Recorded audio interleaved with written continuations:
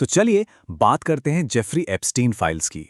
ये सिर्फ एक नाम नहीं है, ये अमेरिकी इतिहास के सबसे कह सकते हैं सबसे परेशान करने वाले घोटालों में से एक की कहानी है। एक ऐसी कहानी जिसमें ताकत, पैसा और बहुत ही भयानक राज सब कुछ घुला मिला है। क्योंकि मैंने बस उन्हें ये बता दिया कि मैं कमज़ोर हूं और मैं उनकी परफेक्ट टाइप हूं। सोचिए, ये शब्द एक पीड़िता के हैं।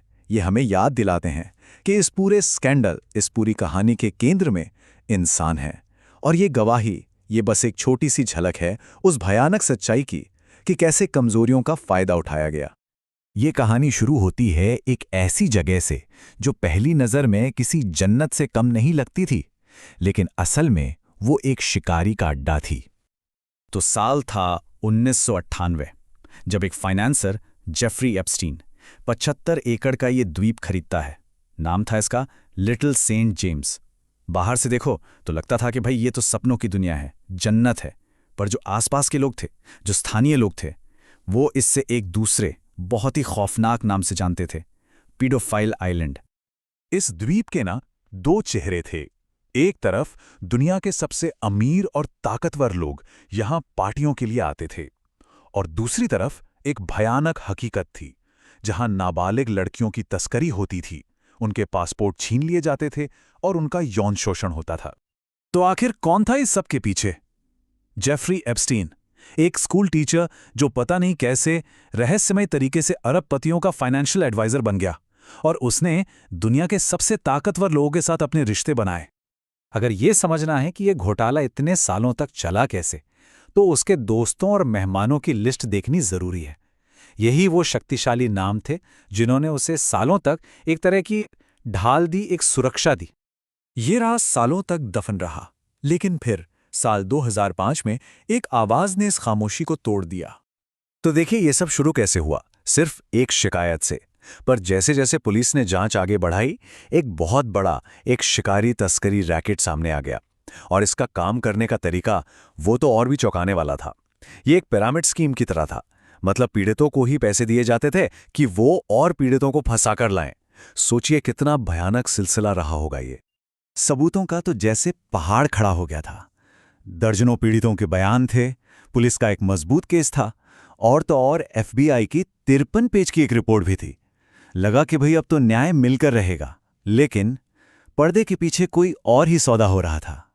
तो सजा क्या हुई? उम्र कैद नहीं, सिर्फ 18 महीने। जी हां, सिर्फ 18 महीने। और ये हुआ कैसे?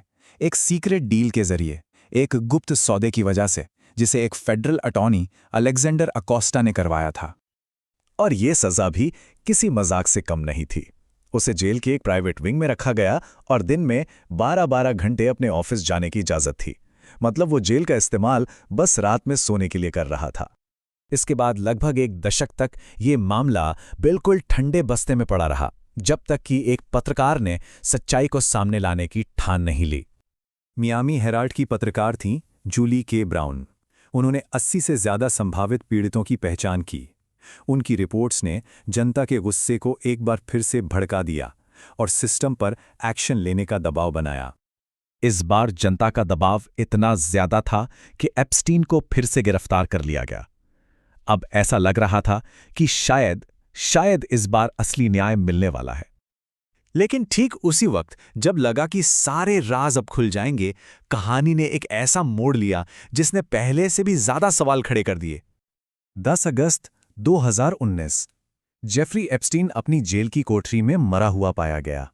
ऑफिशियल वजह बताई गई आत्महत्या। लेकिन इस बात पर बहुत कम लोगों ने यकीन किया। ज्यादातर लोगों का मानना था कि उसे चुप करा दिया गया था। एप्स्टीन की मौत के बाद तो ये पूरा मामला एक पॉलिटिकल हथियार बन गया।